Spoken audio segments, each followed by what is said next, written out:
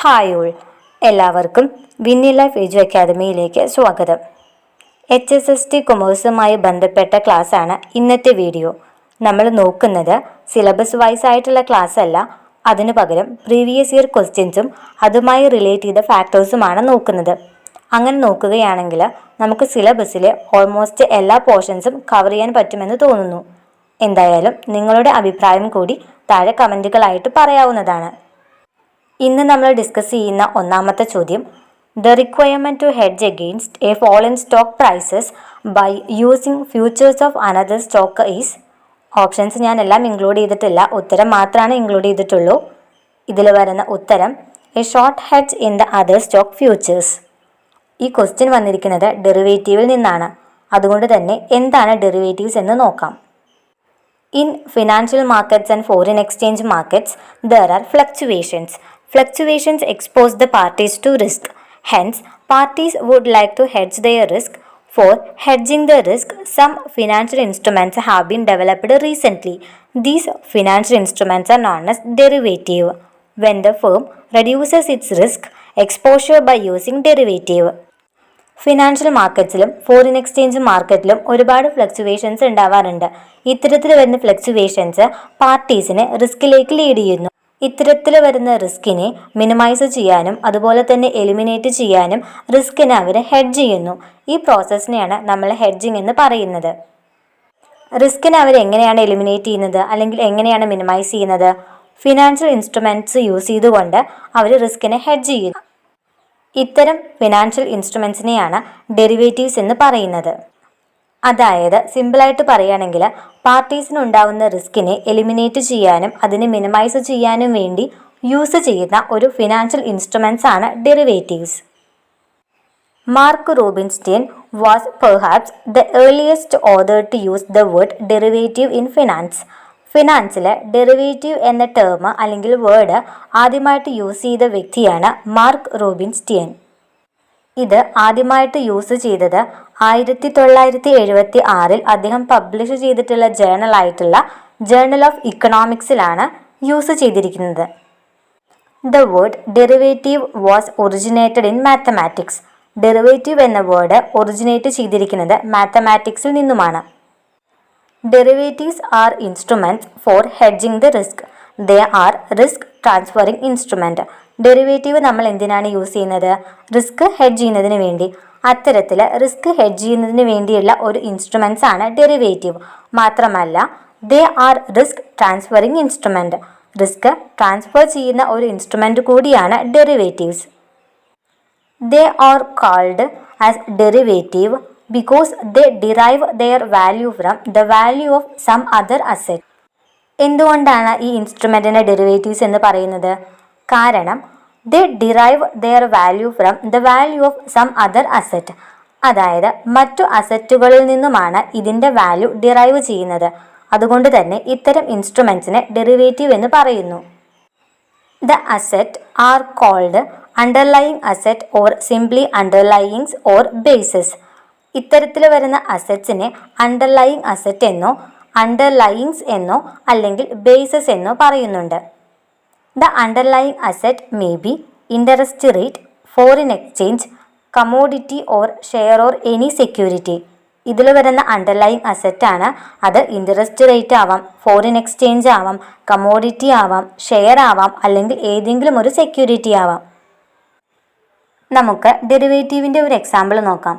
ശ്രദ്ധിച്ച് കേൾക്കണേ. ഒരു ഫാർമർ പ്രൊഡ്യൂസ് ചെയ്യുന്നത് വീറ്റാണ്. അദ്ദേഹം പ്രൊഡ്യൂസ് ചെയ്യുന്ന വീറ്റിനെ 3 മാസങ്ങൾക്ക് ശേഷം സെൽ ചെയ്യാന്നുള്ളത് ഡിസൈഡ് ചെയ്തു. പക്ഷേ അയാൾക്ക് ഒരിക്കലും തന്നെ അറിയില്ല ഫ്യൂച്ചറിൽ എത്ര പ്രൈസ് ആവും എന്നുള്ളത്. കാരണം 3 മാസം കഴിഞ്ഞാണല്ലോ അദ്ദേഹം സെൽ ചെയ്യുന്നത്, ഫ്യൂച്ചറിലാണല്ലോ. സോ അതുകൊണ്ട് തന്നെ ഫ്യൂച്ചർ അൺസർട്ടൈൻ ആണ്. അത് കാരണം എത്രയായിരിക്കും ഭാവിയിൽ ഉണ്ടാകുന്ന വില എന്നുള്ളത് അദ്ദേഹത്തിന് അറിയില്ല.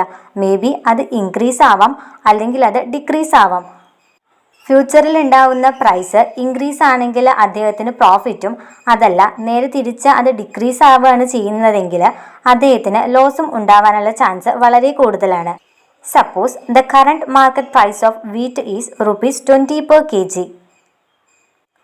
വീറ്റിൻ്റെ കറണ്ട് മാർക്കറ്റ് പ്രൈസ് എന്ന് പറയുന്നത് 20 രൂപയാണ്. മേ ബി അത് 3 മാസങ്ങൾക്ക് ശേഷം 25 അല്ലെങ്കിൽ 19, 18 ആയിട്ട് മാറാം. അദ്ദേഹത്തിന് ഫ്യൂച്ചറിൽ എന്താ ഉണ്ടാവാന്നുള്ളത് അറിയില്ല. അതുകൊണ്ട് തന്നെ മേ ബി ഈ വരുന്ന പ്രൈസിൽ, അതായത് ഇപ്പോഴത്തെ കറണ്ട് മാർക്കറ്റ് പ്രൈസ് എന്ന് പറയുന്നത് 20 kg ആണല്ലോ, അത് മേ ബി ഫ്യൂച്ചറിലേക്ക് ആവുമ്പോൾ ചിലപ്പോൾ 25 അല്ലെങ്കിൽ 19, 18 ആവാം. അത്തരത്തിൽ ഡിക്രീസ് ആണ് ഉണ്ടാവുന്നതെങ്കിൽ അദ്ദേഹത്തിന് അവിടെ ലോസ് വരാനുള്ള ചാൻസ് വളരെ കൂടുതലാണ്. അതുകൊണ്ട് തന്നെ ഇത്തരത്തിൽ വരുന്ന റിസ്കിനെ എലിമിനേറ്റ് ചെയ്യാനും അല്ലെങ്കിൽ ആ വരുന്ന റിസ്കിനെ മിനിമൈസ് ചെയ്യുന്നതിനു വേണ്ടി അദ്ദേഹം ഒരു എഗ്രിമെൻറ്റിൽ എൻ്റർ ചെയ്യുന്നു. ആ എഗ്രിമെൻറ്റിൽ പറയുന്ന കാര്യം 3 മാസങ്ങൾക്ക് ശേഷം അദ്ദേഹം ആ കറണ്ട് മാർക്കറ്റ് പ്രൈസ് ആയിട്ടുള്ള 20 kg ആ 20 per kg തന്നെയാണ് അദ്ദേഹത്തിൻ്റെ വീറ്റ് സെല് ചെയ്യുന്നത്. ഇതാണ് ആ എഗ്രിമെൻറ്റിനുണ്ടാവുന്ന കണ്ടന്റ്. ഇനി അദ്ദേഹം 3 മാസങ്ങൾക്ക് ശേഷം ഈ വീറ്റ് സെല്ല് ചെയ്യാണ്. പക്ഷേ അപ്പോഴത്തെ മാർക്കറ്റ് പ്രൈസ് എന്ന് പറയുന്നത് 15 രൂപയോ 16 രൂപയൊക്കെയാണ്.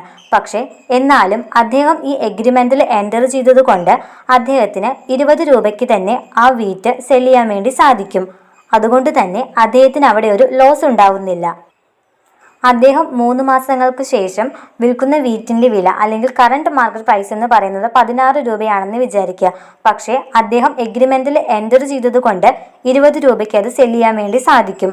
അപ്പോൾ അദ്ദേഹത്തിന് അവിടെ 4 രൂപ പ്രോഫിറ്റാണ് ഉണ്ടാവുന്നത്.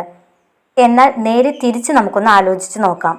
അതായത് അദ്ദേഹം എഗ്രിമെൻറ്റിൽ എൻ്റർ ചെയ്തത് 20 രൂപയ്ക്ക് വീറ്റ് സെല്ല് ചെയ്യാമെന്നാണ്. എന്നാൽ അന്നത്തെ കറണ്ട് മാർക്കറ്റ് പ്രൈസ് എന്ന് പറയുന്നത് 25 രൂപയാണ്.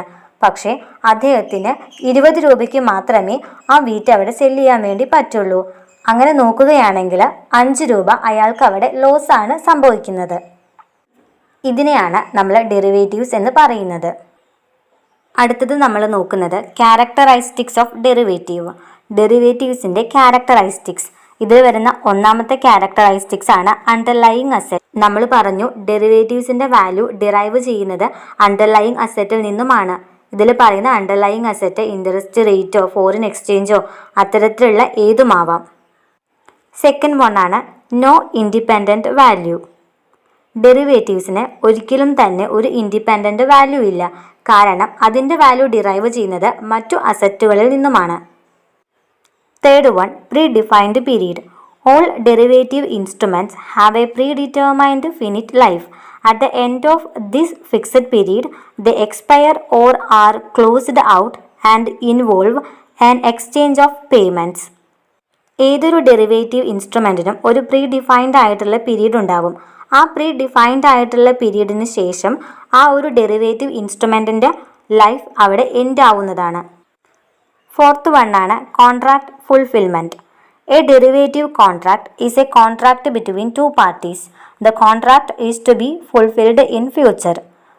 ഡെറിവേറ്റീവ് ഇൻസ്ട്രുമെൻറ്റ്സ് എന്ന് പറയുന്നത് ഒരു കോൺട്രാക്റ്റാണ്. 2 വ്യക്തികൾ തമ്മിലുള്ള കോൺട്രാക്റ്റിനെയാണ് ഡെറിവേറ്റീവ് എന്ന് പറയുന്നത്. ഈ കോൺട്രാക്റ്റ് ഫുൾഫിൽ ചെയ്യുന്നത് ഫ്യൂച്ചറിലായിരിക്കും. ഫിഫ്ത്ത് വണ്ണാണ് instruments for hedging the risk. Derivative are instruments for hedging risk. They help to transfer price risk by locking in asset prices. ഇതും നമ്മൾ നേരത്തെ പറഞ്ഞതാണ്.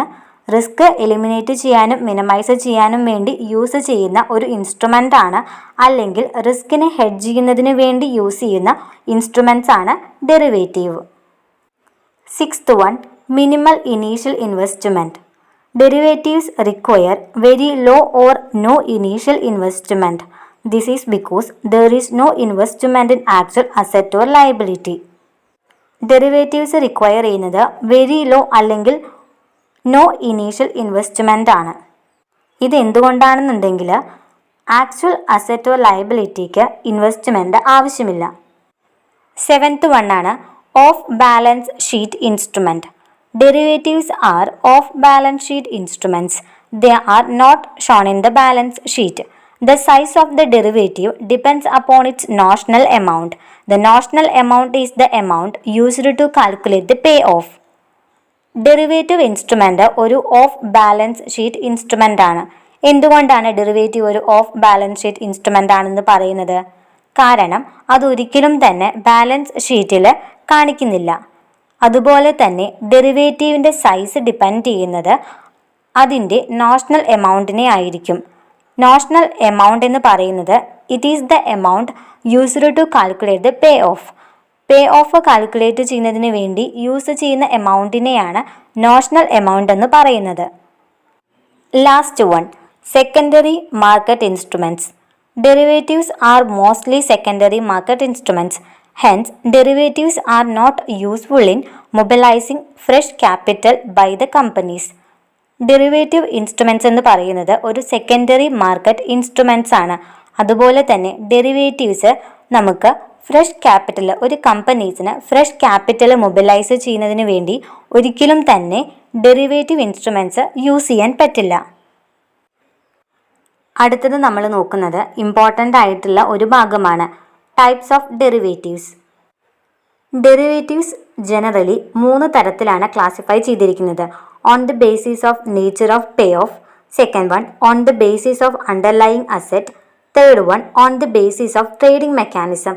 ഈ 3 കാറ്റഗറീസിൻ്റെ അണ്ടറിലാണ് ഡെറിവേറ്റീവ്സ് ക്ലാസിഫൈ ചെയ്തിരിക്കുന്നത്. ഇതിൽ വരുന്ന ഒന്നാമത്തെ ക്ലാസിഫിക്കേഷനാണ് on the basis of nature of pay off. ഇതിൻ്റെ അണ്ടറിൽ വരുന്നതാണ് ഫോർവേഡ്സ്, ഫ്യൂച്ചേഴ്സ്, ഓപ്ഷൻസ്, സ്വാപ്സ്. ആദ്യം തന്നെ എന്താണ് ഫോർവേഡ്സ് എന്ന് നോക്കാം. Forward is a contract in which the parties, that is buyer and seller, agree to exchange an asset on a future date at a price agreed at the time of entering into the contract. It is a bilateral agreement. It does not require an initial payment when signing the contract. Forward contracts are unstandardized. They are not traded on stock exchanges. They are generally traded on over the counter. Forward contract is generally closed with the delivery of the underlying asset. Forward കോൺട്രാക്റ്റിൽ പറയുന്നത് 2 parties തമ്മിലുള്ള കോൺട്രാക്റ്റിനെയാണ് forward contract. അതായത് ബയ്യറും സെല്ലറും. ബയ്യറും സെല്ലറും ഒരു future ഡേറ്റിൽ asset exchange ചെയ്യാം അല്ലെങ്കിൽ asset cell ചെയ്യാം എന്ന എഗ്രിമെൻറ്റിനെയാണ് forward contract എന്ന് പറയുന്നത്. ഇതിൽ വരുന്ന price agreed at the time of entering into the contract. കോൺട്രാക്റ്റിൽ എൻ്റർ ചെയ്യുന്ന സമയത്ത് ഫിക്സ് ചെയ്യുന്ന പ്രൈസ് അത് എത്രയാണോ ആ പ്രൈസിൽ തന്നെ ഫ്യൂച്ചർ ഡേറ്റിൽ അവർ പറഞ്ഞിരിക്കുന്ന അസറ്റ് എക്സ്ചേഞ്ച് ചെയ്യാം എന്നുള്ള എഗ്രിമെൻറ്റിനെയാണ് ഫോർവേഡ് കോൺട്രാക്റ്റ് എന്ന് പറയുന്നത്. മാത്രമല്ല ഫോർവേഡ് കോൺട്രാക്റ്റ് ഒരു ബൈലാറ്ററൽ എഗ്രിമെൻ്റ് ആണ്, അല്ലെങ്കിൽ ബൈലാറ്ററൽ കോൺട്രാക്റ്റ് ആണ് ഫോർവേഡ് കോൺട്രാക്റ്റ്. ഫോർവേഡ് കോൺട്രാക്റ്റിൽ ഒരിക്കലും തന്നെ ഒരു ഇനീഷ്യൽ പേയ്മെൻറ്റ് സൈൻ ചെയ്യുന്ന സമയത്ത് ഇനീഷ്യൽ പേയ്മെൻറ്റിൻ്റെ ആവശ്യകത ഫോർവേഡ് കോൺട്രാക്റ്റിൽ ഇല്ല. കൂടാതെ ഫോർവേഡ് കോൺട്രാക്റ്റ് അൺസ്റ്റാൻഡേർഡൈസ്ഡ് ആണ്. ഫോർവേഡ് കോൺട്രാക്റ്റ് ഒരിക്കലും തന്നെ സ്റ്റോക്ക് എക്സ്ചേഞ്ചിൽ ട്രേഡ് ചെയ്യില്ല.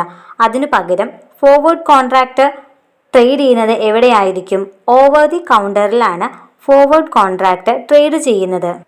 അണ്ടർലൈയിങ് അസറ്റിൻ്റെ ഡെലിവറിയോടുകൂടി ഫോർവേഡ് കോൺട്രാക്റ്റ് അവിടെ ക്ലോസ് ആവും. ഇതിനെയാണ് ഫോർവേഡ് കോൺട്രാക്റ്റ് എന്ന് പറയുന്നത്. ഇതിൽ വരുന്ന രണ്ടാമത്തെ ക്ലാസിഫിക്കേഷനാണ് futures. A futures contract is an agreement between 2 parties to buy or sell an asset or instrument at a certain time in the future at a certain price. Futures contracts are traded on the stock exchanges. Thus, they are exchange traded forward contract. The exchange guarantees and ensures the execution of the contract by both the parties. The value of futures contract are marked to market every day. It means that the contract value is adjusted according to market movements till the expiration date. Futures often are settled in cash or cash equivalents. ഇതിൽ പറയുന്നത് future contract 2 parties തമ്മിലുള്ള ഒരു agreement ആണ്. നേരത്തെ നമ്മൾ പറഞ്ഞ പോലെ തന്നെ ബയ്യറും സെല്ലറും തമ്മിൽ ഒരു അസറ്റ് സെല്ല് ചെയ്യാം എന്ന ഒരു എഗ്രിമെൻറ്റിനെയാണ് ഫ്യൂച്ചേഴ്സ് കോൺട്രാക്റ്റ് എന്ന് പറയുന്നത്. ഇത് സെല്ല് ചെയ്യുന്നത് അല്ലെങ്കിൽ ആ ഒരു അസറ്റ് എക്സ്ചേഞ്ച് ചെയ്യുന്നത് certain time in the future at a certain price, അതായത് ഫ്യൂച്ചർ ഡേറ്റിലായിരിക്കും. അതുപോലെ തന്നെ അവർ നേരത്തെ ഫിക്സ് ചെയ്ത പ്രൈസിലായിരിക്കില്ല ഇത് സെല്ല് ചെയ്യുന്നത്, മറിച്ച് certain പ്രൈസിലായിരിക്കും ഈ ഒരു അസറ്റ് സെല്ല് ചെയ്യുന്നത്.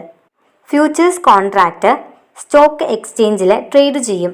എന്നാൽ ഫോർവേഡ് കോൺട്രാക്റ്റ് എവിടെയാണ് സെല്ല് ചെയ്യുന്നത്? ഓവർ ദി കൗണ്ടറിൽ അല്ലേ? എക്സ്ചേഞ്ച് ട്രേഡഡ് ഫോർവേഡ് കോൺട്രാക്റ്റിനെയാണ് ഫ്യൂച്ചേഴ്സ് കോൺട്രാക്റ്റ് എന്ന് പറയുന്നത്.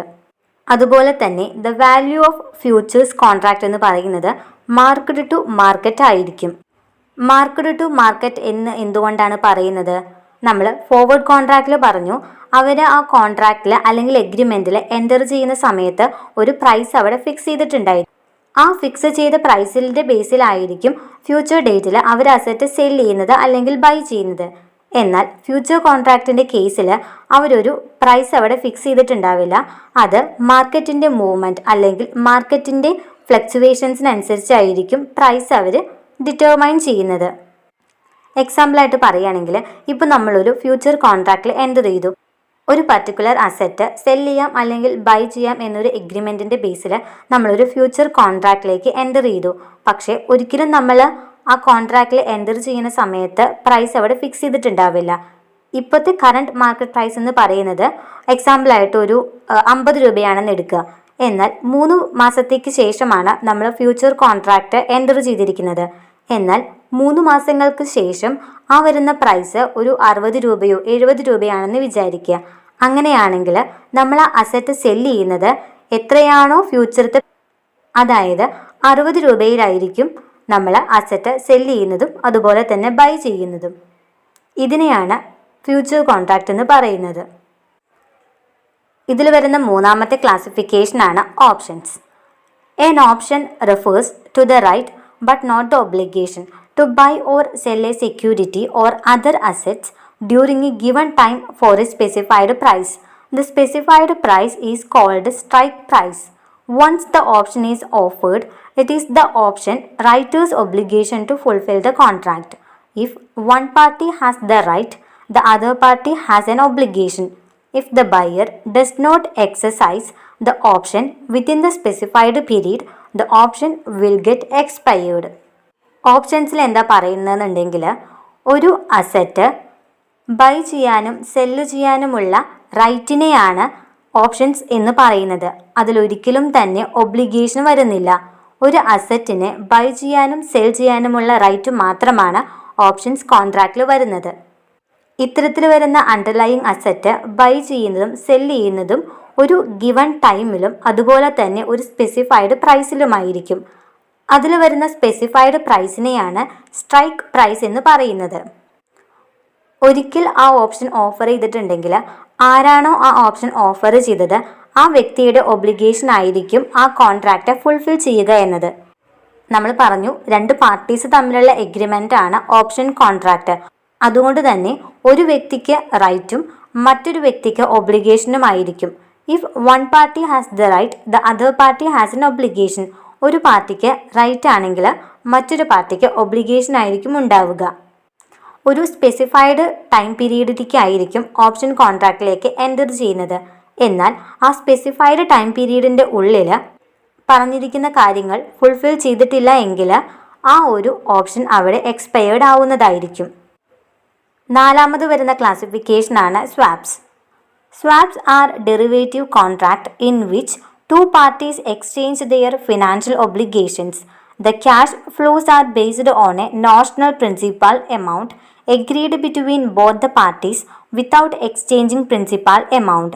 The amount of cash flow is based on a rate of interest. One cash flow is generally fixed and the other is variable. Swap contract എന്ന് പറയുന്നത് 2 വ്യക്തികൾ തമ്മിൽ അവരുടെ ഫിനാൻഷ്യൽ ഒബ്ലിഗേഷൻസ് എക്സ്ചേഞ്ച് ചെയ്യാം എന്ന് പറയുന്ന ഒരു എഗ്രിമെൻറ്റിനെയാണ് സ്വാപ്പ് കോൺട്രാക്റ്റ് എന്ന് പറയുന്നത്.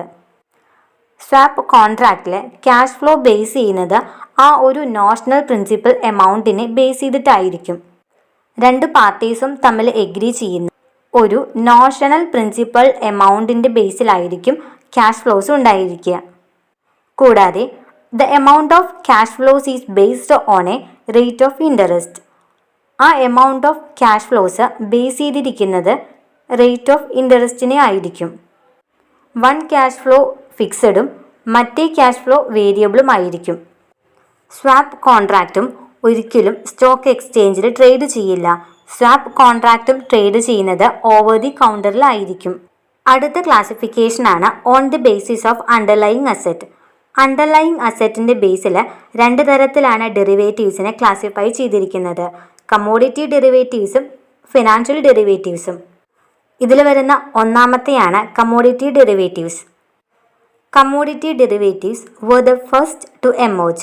In the case of commodity derivatives, the underlying assets are commodities. The commodities may be agricultural products such as rice, wheat, cotton, oil, soya, tea, coffee, rubber, etc. and metals such as copper, tin, gold, silver, etc. Commodity derivatives എന്ന പേര് കേൾക്കുമ്പോൾ തന്നെ നമുക്കറിയാം ഇതിൽ വരുന്ന underlying asset commodity ആയിരിക്കും. അതേപോലെ തന്നെ കമ്മോഡിറ്റി ഡെറിവേറ്റീവ്സ് എന്ന് പറയുന്നത് അണ്ടർലൈയിങ് അസറ്റ് കമ്മോഡിറ്റീസ് ആണ്. ഇതിൽ വരുന്ന കമ്മോഡിറ്റീസ് ആണ് അഗ്രികൾച്ചറൽ പ്രോഡക്റ്റ്, അതായത് റൈസ് ആവാം, വീറ്റ് ആവാം, കോട്ടൺ ആവാം, ഓയിൽ ആവാം. ഇത്തരത്തിൽ വരുന്ന അഗ്രികൾച്ചറൽ പ്രോഡക്റ്റിനെ ബൈ ചെയ്യാമെന്നും സെല് ചെയ്യാമെന്നും പറഞ്ഞിട്ടുള്ള എഗ്രിമെൻറ്റിനെയാണ് നമ്മൾ കമ്മോഡിറ്റി ഡെറിവേറ്റീവ്സ് എന്ന് പറയുന്നത്. സെക്കൻഡ് വൺ ആണ് financial derivatives. In the case of financial derivatives, the underlying asset are financial instruments or product. Financial ഡെറിവേറ്റീവ്സിൽ അണ്ടർലൈയിങ് അസറ്റ് എന്ന് പറയുന്നത് ഫിനാൻഷ്യൽ ഇൻസ്ട്രുമെൻറ്റ്സോ അല്ലെങ്കിൽ പ്രൊഡക്ട്സോ ആണ്. ഇതിൽ വരുന്ന ഫിനാൻഷ്യൽ ഇൻസ്ട്രുമെൻറ്റ്സ് ആണ് foreign exchange, share or security, interest rate. ഇതൊക്കെ ഫിനാൻഷ്യൽ ഡെറിവേറ്റീവിൽ വരുന്ന അസറ്റാണ്. മൂന്നാമത് വരുന്ന ക്ലാസിഫിക്കേഷനാണ് on the basis of trading mechanism. On the basis of trading മെക്കാനിസത്തിൻ്റെ ബേസിൽ രണ്ട് തരത്തിലാണ് ഡെറിവേറ്റീവിനെ ക്ലാസിഫൈ ചെയ്തിരിക്കുന്നത്. ഇതിൽ വരുന്ന ഒന്നാമത്തെ ക്ലാസിഫിക്കേഷനാണ് over the counter derivatives. Then second one ആണ് എക്സ്ചേഞ്ച് ട്രേഡഡ് ഡെറിവേറ്റീവ്സ്. ഒന്നാമത്തെയാണ് ഓവർ ദി കൗണ്ടർ ഡെറിവേറ്റീവ് അല്ലെങ്കിൽ OTC. These are contracts that are traded outside the exchanges, that is over the counter market. These are traded between two traders that know each other personally. They are also traded through an intermediary, usually a large bank. These contracts are specific to the parties involved. These are not traded in the market or exchange. These are customized to the requirement of counterparties. എന്താണ് over the counter ഡെറിവേറ്റീവ്സിൽ പറയുന്നത്? അതായത് outside the എക്സ്ചേഞ്ചിൽ trade ചെയ്യുന്ന കോൺട്രാക്റ്റിനെയാണ് over the counter derivatives എന്ന് പറയുന്നത്. രണ്ട് parties തമ്മിലുള്ള agreement അല്ലെങ്കിൽ രണ്ട് പാർട്ടീസ് തമ്മിലുള്ള കോൺട്രാക്റ്റാണ് ഓവർ ദി കൗണ്ടർ ഡെറിവേറ്റീവ്സ്. അത് ട്രേഡ് ചെയ്യുന്നത് ഔട്ട്സൈഡ് ദ എക്സ്ചേഞ്ചിലായിരിക്കും. ഇവിടെ ഓവർ ദി കൗണ്ടർ ഡെറിവേറ്റീവ്സിൽ ട്രേഡേഴ്സിന് പരസ്പരം പേഴ്സണലി അറിയുന്ന ആളുകളായിരിക്കും ട്രേഡ് ചെയ്യുന്നത്. മാത്രമല്ല അവർ ഇൻ്റർമീഡിയറി വഴിയും ട്രേഡ് ചെയ്യുന്ന ആളുകളായിരിക്കും. അതായത് ലാർജ് ബാങ്ക് വഴിയൊക്കെ ട്രേഡ് ചെയ്യുന്നതിനെയാണ് നമ്മൾ ഓവർ ദി കൗണ്ടർ ഡെറിവേറ്റീവ്സ് എന്ന് പറയുന്നത്. ഓവർ ദി കൗണ്ടർ ഡെറിവേറ്റീവ്സ് ഒരു പ്രൈവറ്റ് കോൺട്രാക്റ്റ് ആണ്. മാത്രമല്ല കൗണ്ടർ പാർട്ടീസിൻ്റെ റിക്വയർമെൻറ്റ്സിന് അനുസരിച്ച് കസ്റ്റമൈസ് ചെയ്യുന്ന ഡെറിവേറ്റീവ്സിനെയാണ് ഓവർ ദി കൗണ്ടർ ഡെറിവേറ്റീവ്സ് എന്ന് പറയുന്നത്. ഓവർ ദി കൗണ്ടർ ഡെറിവേറ്റീവിന് വരുന്ന എക്സാമ്പിളാണ് ഫോർവേഡ് കോൺട്രാക്റ്റും അതുപോലെ തന്നെ സ്വാപ്പും. ഇത് രണ്ടും ഓവർ ദി കൗണ്ടർ ഡെറിവേറ്റീവ്സിൻ്റെ എക്സാമ്പിളാണ്. ഇനി നമുക്ക് OTC ഡെറിവേറ്റീവ്സിൻ്റെ മെറിറ്റ്സ് ഏതൊക്കെയാണെന്ന് നോക്കാം. ഇതിൽ വരുന്ന ഒന്നാമത്തെ point, there is a limitless flexibility in contract design. Second one, these are customized to the requirements of contracting parties. Third one, the underlying asset can be anything. The size of the contract can be of any amount and the delivery can be made at any time and at any location. അടുത്തത് നമ്മൾ നോക്കുന്നത് demerits ആണ്. It is difficult to find matching parties. Second one, there is a credit risk.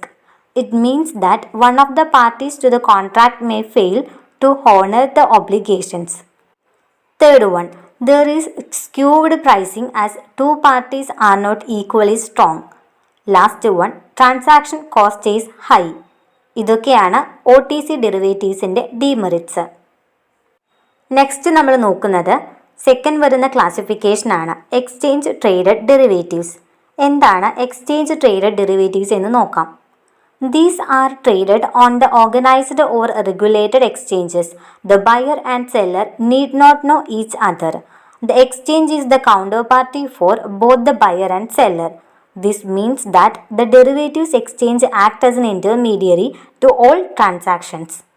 It takes initial margin from both sides of the trade to act as a guarantee. Exchange traded derivatives are standard product. This means that the parties to the contract do not decide the terms of contract. They merely accept terms of contract standardized by the exchange.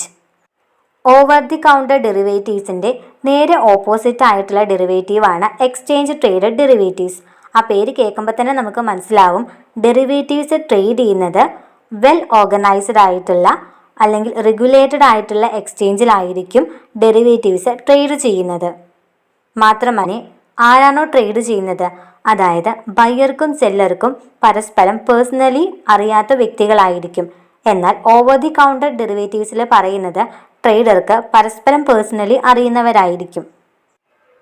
എല്ലാ ട്രാൻസാക്ഷൻസിലും ഒരു intermediary പോലെ act ചെയ്യുകയാണ് exchange traded derivatives ചെയ്യുന്നത്.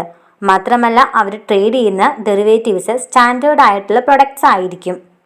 In short, derivatives that are traded through derivative exchange are known as exchange traded derivatives.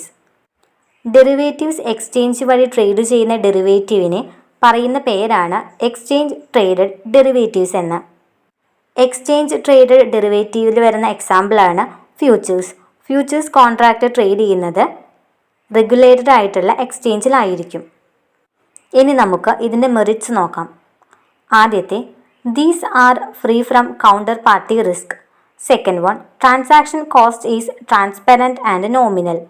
Third one, investors can enter and exit from derivative positions very conveniently as trading takes place continuously. അടുത്തത് ഇതിൻ്റെ demerits ആണ്. They are less flexible. Second one, these are not customized to the requirements of the contracting parties. They have to accept the rules and regulations of the exchange. അടുത്തത് ഒരു image ആണ് ഡെറിവേറ്റീവ്സിൻ്റെ classification. രണ്ട് തരത്തിലാണ് classify ചെയ്തിരിക്കുന്നത്, commodity derivatives എന്നും financial derivatives എന്നും. ഇതിൽ commodity ഡെറിവേറ്റീവ്സിൻ്റെ അണ്ടറിൽ വരുന്നതാണ് ടാഞ്ചിബിൾ ഡെറിവേറ്റീവ്സും second one intangible ഡെറിവേറ്റീവ്സും.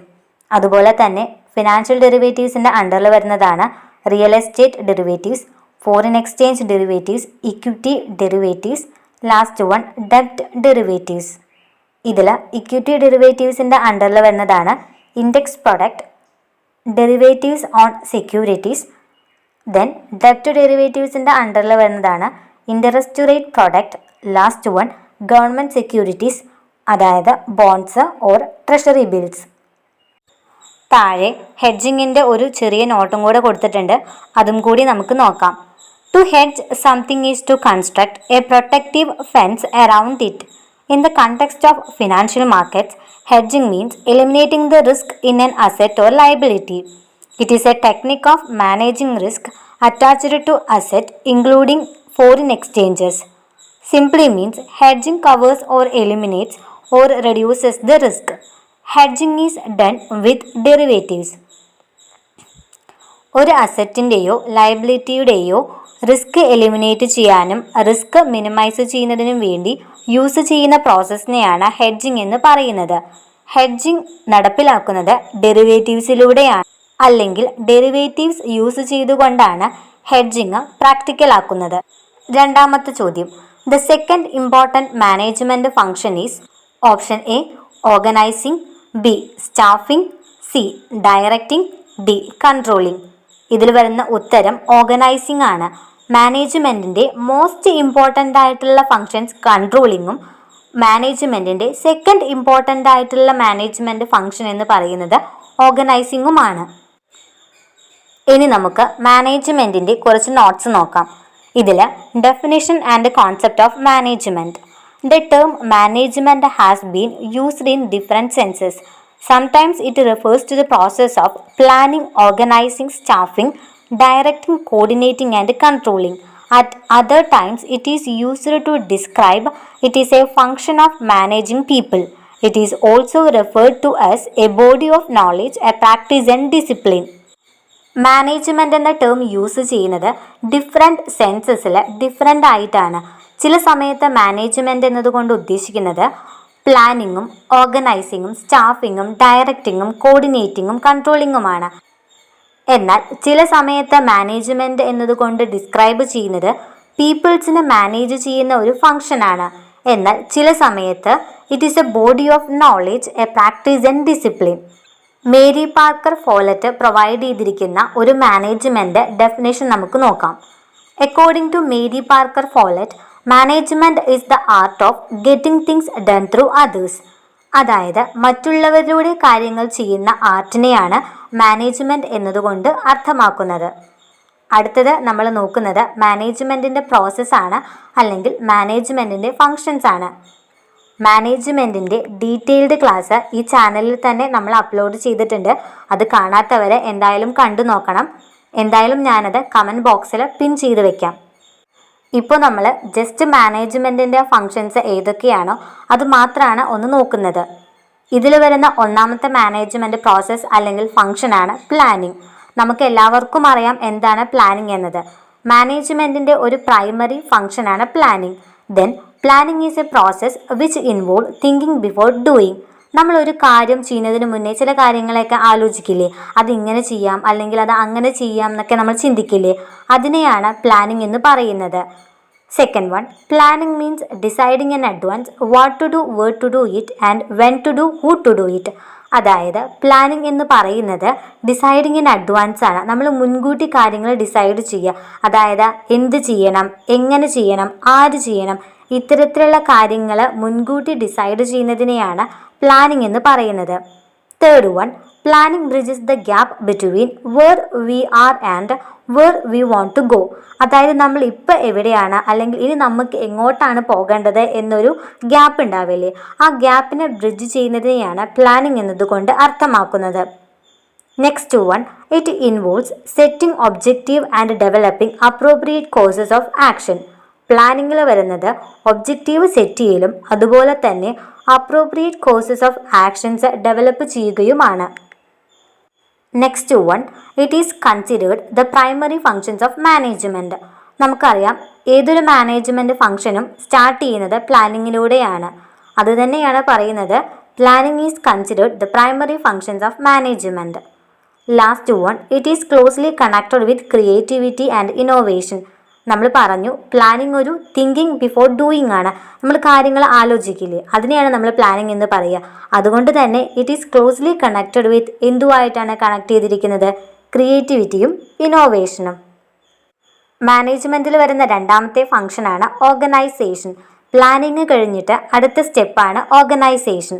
Organization is the process of identifying and grouping work to be performed, defining and delegating responsibility and authority, and establishing relationships for the purpose of enabling people to work most effectively together in accomplishing objective. Organisation എന്ന് പറയുന്നത് ഒരു പ്രോസസ്സാണ്.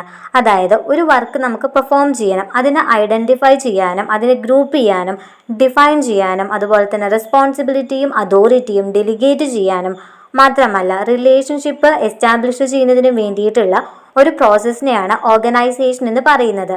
എന്തിനാണ് ഓരോ ഓർഗനൈസേഷൻ്റെ ഉള്ളിലും organising എന്ന function ഉള്ളത്? എല്ലാ ഓർഗനൈസേഷനും ഒരു കോമൺ ഗോൾ ഉണ്ടാവും, അല്ലെങ്കിൽ ഒരു സ്പെസിഫിക് ഗോൾ ഉണ്ടാവും, അച്ചീവ് ചെയ്യണം. അതൊരു സ്പെസിഫിക് ടൈം പീരീഡിൻ്റെ ഉള്ളിൽ അച്ചീവ് ചെയ്യണം.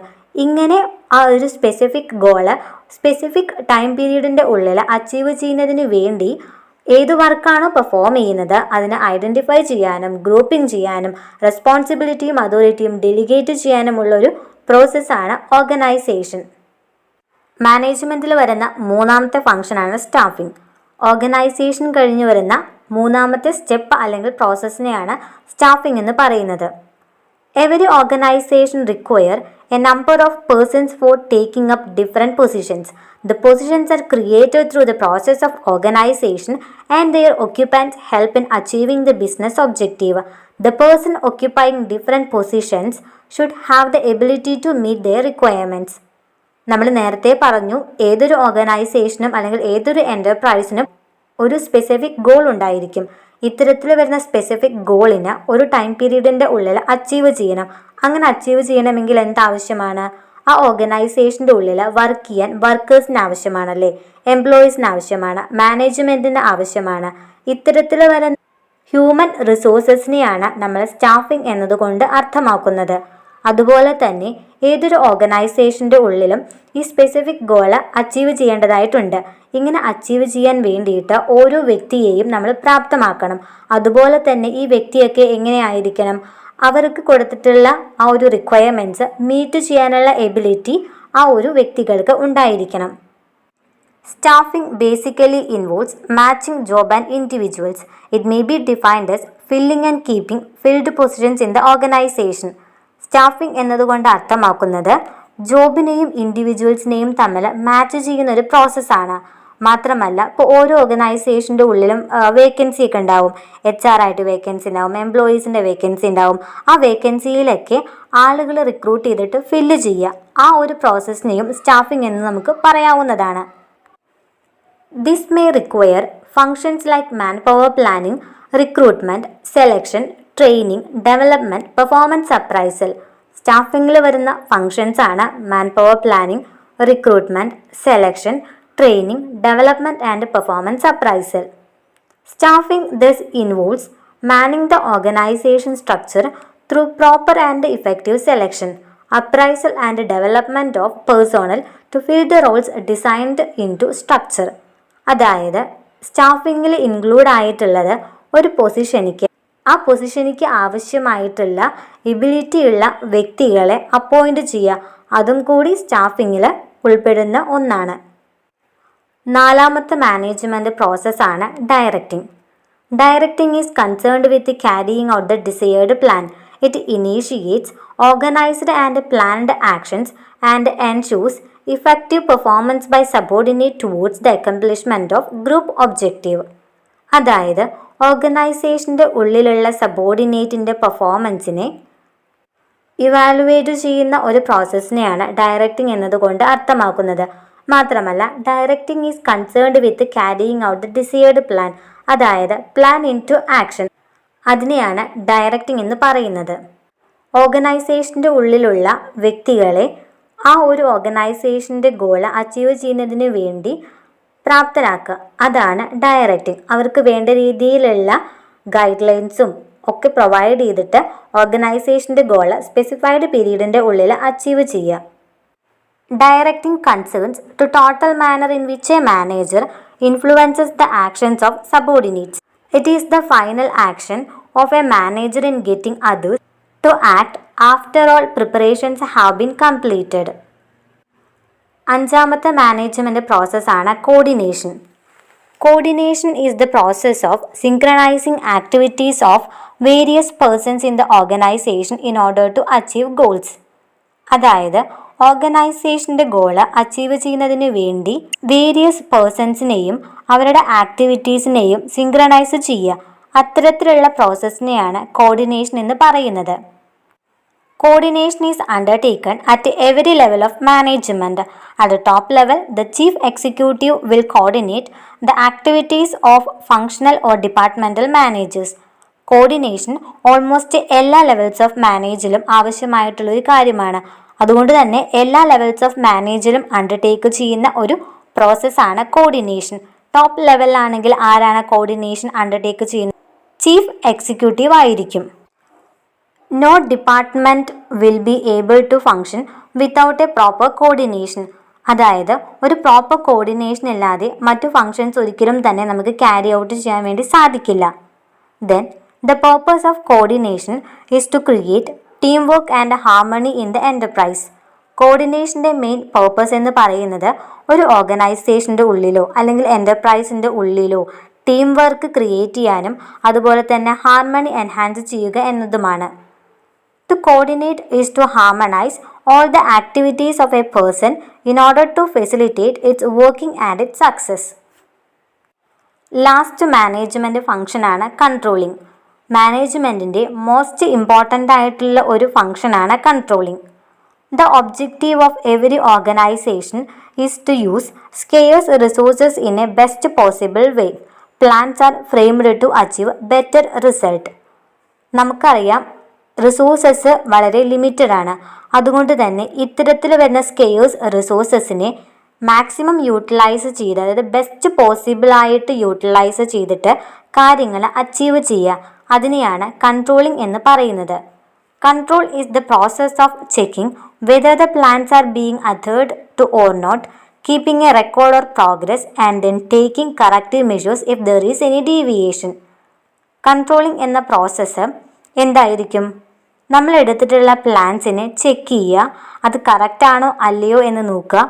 മാത്രമല്ല, നമ്മൾ എടുത്തിട്ടുള്ള പ്ലാനിങ്ങിൽ ഏതെങ്കിലും തരത്തിലുള്ള ഡീവിയേഷൻസ് ഉണ്ടെങ്കിൽ അതിനാവശ്യമായിട്ടുള്ള കറക്റ്റീവ് മെഷേഴ്സ് സജസ്റ്റ് ചെയ്യുക. ഇതാണ് controlling. Controlling is determining what is being accomplished, that is evaluating the performance and if necessary applying correct measures so that the performance take place according to plans. നമ്മൾ എടുത്തിട്ടുള്ള പ്ലാൻസിൻ്റെ ബേസിസിലായിരിക്കും performance അവിടെ സംഭവിക്കുന്നത്. ഈ വീഡിയോയിലൂടെ നമ്മൾ discuss ചെയ്തത് പ്രീവിയസ് ഇയറിൽ നടന്നിട്ടുള്ള എക്സാമിൻ്റെ 2 ചോദ്യങ്ങളും അതുമായി റിലേറ്റ് ചെയ്ത ഫാക്ടേഴ്സുമാണ്. എല്ലാവർക്കും ഞാൻ പറഞ്ഞത് മനസ്സിലായി എന്ന് വിചാരിക്കുന്നു. നമ്മൾ മാനേജ്മെൻറ്റിൻ്റെ ക്ലാസ് ഈ ചാനലിൽ തന്നെ അപ്ലോഡ് ചെയ്തിട്ടുണ്ട്. അതിൽ ഓരോ കാര്യങ്ങളും നമ്മൾ ഡീറ്റെയിൽഡ് ആയിട്ട് എക്സ്പ്ലെയിൻ ചെയ്തിട്ടുണ്ട്.